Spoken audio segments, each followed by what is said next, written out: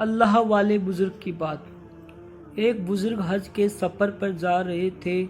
جب وہ ایک جگہ سے گزر رہے تھے، ان کے ہاتھ میں ایک تھیلا تھا، اس میں کچھ پیسے تھے۔ اچانک چور ان کے ہاتھ سے تھیلا چھین کر بھاگ گیا۔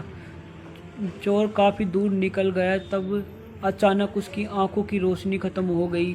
آنکھوں کی روشنی جاتے اس چور نے رونا شروع کر دیا۔ جب لوگوں نے چور سے پوچھا کیا ہوا تو وہ کہنے لگا، میں نے ایک آدمی کا تھیلا چھینا ہے، وہ آدمی کوئی بڑا اللہ کا نیک بندہ ہے۔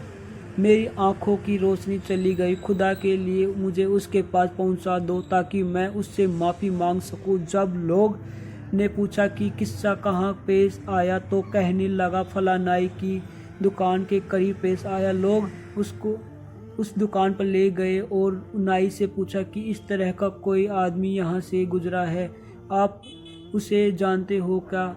مجھے اس کا گھر تو پتہ نہیں، مگر نماز کے لیے وہ آتا جاتا رہتا ہے، اگلی نماز کے لیے پھر آئیں گے۔ یہ لوگ انتظار میں بیٹھ گئے۔ وہ بزرگ اپنے وقت تک تشریف لائے۔ لوگ اس چور کو پاس لے گئے تو اس چور نے جا کر اس کے ہاتھ پاؤں پکڑ لیے۔ مجھ سے غلطی ہو گئی، گناہ ہو گیا، نادم ہوں، شرمندہ ہوں، میری آنکھوں کی روشنی چھن گئی، آپ اپنے پیسے واپس لیجئے اور مجھے معاف کر دیجئے تاکہ اللہ تعالیٰ میری آنکھوں کو ٹھیک کر دے۔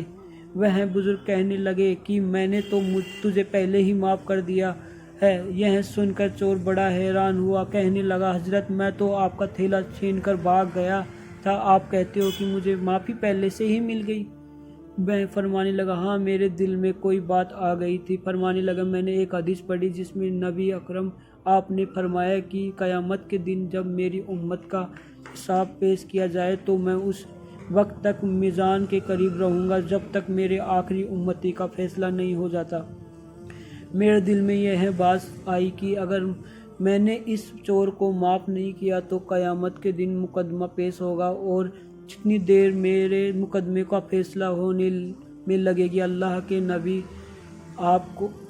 کو اتنی ہی دیر جنت سے باہر رہنا پڑے گا۔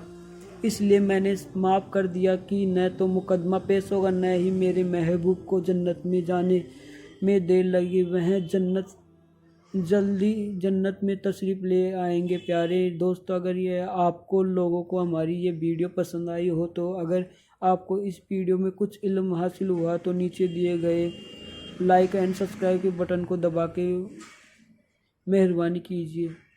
شکریہ جناب،